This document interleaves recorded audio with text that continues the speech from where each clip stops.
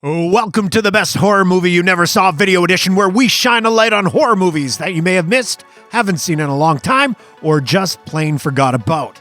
On this episode, we're taking a dip with Graveyard Shift, starring David Andrews, Stephen Macht, Andrew Divoff, Brad Dourif, and a lot of rats. Not to mention some hardcore New England accents I'm not even gonna try. I was called personally by Bachman and told to pump directly into the river because... Now we can get you that audition on Star Search. Job split evenly, night by night. Tried to keep it interesting. You ever run the pickup? When's the last time you've been to a graveyard?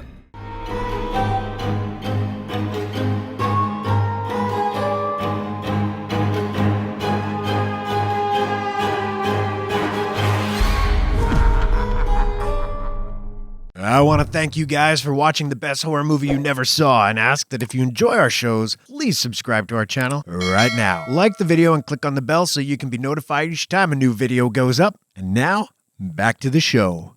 This is one of those best horror movie you never saw entries I'm sure almost everybody watching has seen, and I'm confident a great many of you dislike it, or at the very least have little to no respect for it. I'm not here to change your mind on that score, but I am here to say that if you haven't checked out the Ralph S. Singleton film in a long while, you should do so for your own sake. It's a genuine blast, yes, but also worth watching, if only for some of the performances alone. This is one of those get your buddies and some beers movies where you can laugh at the movie, but also actually enjoy it for the big and wild swings it takes. Graveyard Shift deserves more eyeballs.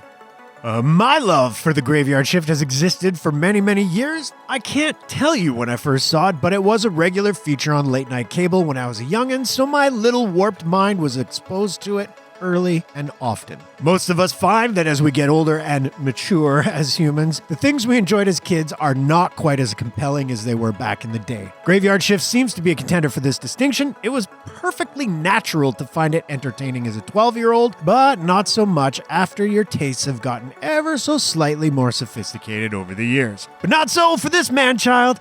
I find Graveyard Shift to be as glorious now as it was back then. It's just creepy enough to qualify as a legitimately effective horror movie, while also just silly enough to verge on becoming a camp classic. I don't find it to be all that campy, honestly, although Stephen Macht's legendary performance, more on him in a bit, surely edges it in that direction. The movie has a rough around the edges charm, presenting a narrative that is completely simple and focused. You can't say Singleton and co. didn't achieve their goals. They set out to make a movie about people disappearing in a rundown mill, and they made exactly that. Legend has it that it was a rather quick production, rushed so that it could make a Halloween release date. Would it have been a better film had they taken more than 6 months to shoot and edit it? Possibly. But it's not useful to dwell on what ifs. This is the Graveyard Shift we got, and hell, maybe the one we deserve. Quick refresher on what this one's about. Drifter John Hall wanders into a sleepy Maine town looking for work, and he finds it rather quickly at the Bachman Mills textile plant, which is having a lot of problems of late. The plant is understaffed, unsafe, run by corrupt foremen, and is undergoing a serious rat infestation. Add to the fact that people keep disappearing thanks to an unseen beast that emerges every once in a while, and you've got yourself a place that better pay overtime, because otherwise it's not really worth the heartburn. When Hall is assigned to help clean up the mill's cluttered cellar, he and his co-workers discover the horrifying truth that lacks just under the foundation of the building. Spoiler! It's a giant rat bat mutant thing. Yeah. Graveyard Shift won't be mistaken for a Misery or Dead Zone in the realm of Stephen King movies, and the author himself is no fan, having said in 2016 that it's one of his least favorite adaptations.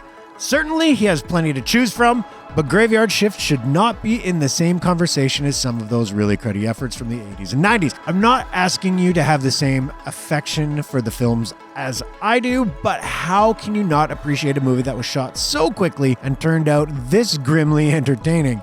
It's like those programmers Roger Corman used to make, churned out with no fuss, no muss, and yet it's still got enough quirky energy and solid production design to be enjoyable.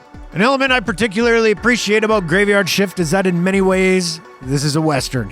Hear me out. A drifter, possibly on the run, comes from out of nowhere into a dust-covered small town looking to make some money and stay out of trouble. The place he ultimately finds to work at is run by a corrupt, larger-than-life boss who abuses employees and runs the mill with an iron fist. There's also a girl, a tough girl, who won't take the boss's shit and connects with the drifter, although their bond never spills over into full romance. There's a gaggle of eccentric supporting characters, and players working on the farm or mill, in this case played by recognizable character actors. Eventually, the drifter and the evil boss have it out, fighting over the woman in grand fashion, leading to more than one tragic demise.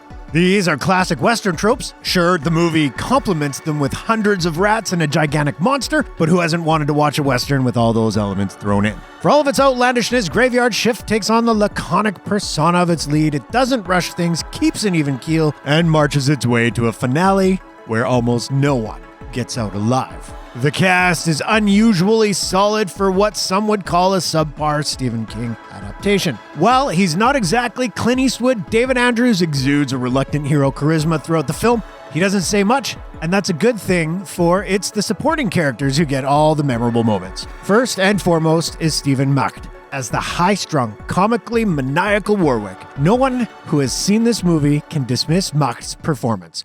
When's the last time you've been to a graveyard? Which alternates between ferocious and sardonic. It's really something to see. You wouldn't expect the human villain to greatly overshadow the prehistoric rat beast in such a film, but such is the power of Macht's eat all the scenery portrayal of a very wicked man. He doesn't just chew the scenery, he devours it, spits it up, eats it again, and is happy to do so again. And that exaggerated New England accent is a masterpiece. You ever run the pickup? You know how? And you also know it's a one-man operation. And then you have Brad Dourif, also giving his all as an unhinged exterminator. There is a scene clearly upping the famous Quint speech from Jaws, where the exterminator confides in Hall a story involving hungry rats in Vietnam, and Dourif absolutely kills it. Cover it with a flaming rice bowl, and let me tell you, that gray, black son of a bitch would have nowhere else. He's not in the film a whole lot, but he absolutely makes his scenes count, which he's always been known to do. Plus, he's got a rat-hunting dog named Moxie working diligently beside him. What's not to love about that? Fair warning, don't get too attached to Moxie. Or anyone in this movie, for that matter. The rest of the main players are colorful creeps and misfits Vic Palazzos, Jimmy Woodward, and the Wishmaster himself, Andrew Divoff, all show up to do admirable work as guys destined to be rat chow. And while the character of Jane isn't all that memorable, Kelly Wolfe deserves an accolade or two for delivering some of her lines with a straight face. As for the monster causing all the problems at the mill, well, it's not exactly the stuff of Stan Winston or Rick Baker, but this is an early 90s Stephen King's movie, so we've got to take what we can get, and in that regard, the creature isn't all that bad. It's certainly a character you wouldn't want to run into in the middle of the night. More impressive is the legion of rats the filmmakers have amassed to give a very convincing performance as themselves, and if you're squeamish, this movie is sure to give you the heebie-jeebies. And the rats look right at home in this hellish workplace. You can't say that Graveyard Shift doesn't radiate a very stifling, claustrophobic atmosphere throughout. It's also the sweatiest horror movie of this side of Texas Chainsaw Massacre, so you get your handkerchief ready. This one is one of those movies that makes you glad for the little things like air conditioning and showers. There's so much to appreciate about Graveyard Shift, those performances, the sets, the atmosphere of creeping dread, and I do believe it has shed some of its bad rep over the years. People are discovering or rediscovering this grimy, ghoulish horror gem. Plus, it has what may be the weirdest end credit music anyone has ever heard. It's worth the view just to listen to that bizarre tune. Damn! The Graveyard Shift.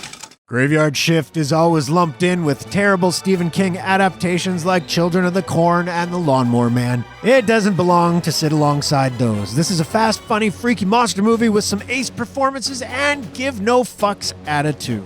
It won't most likely ever achieve the cult classic status. I wish it would, but if enough people give it a second chance, they might just find it's not as ratty as they once thought. So that's it for now. Discharge them, Mr. Foreman. Show's over.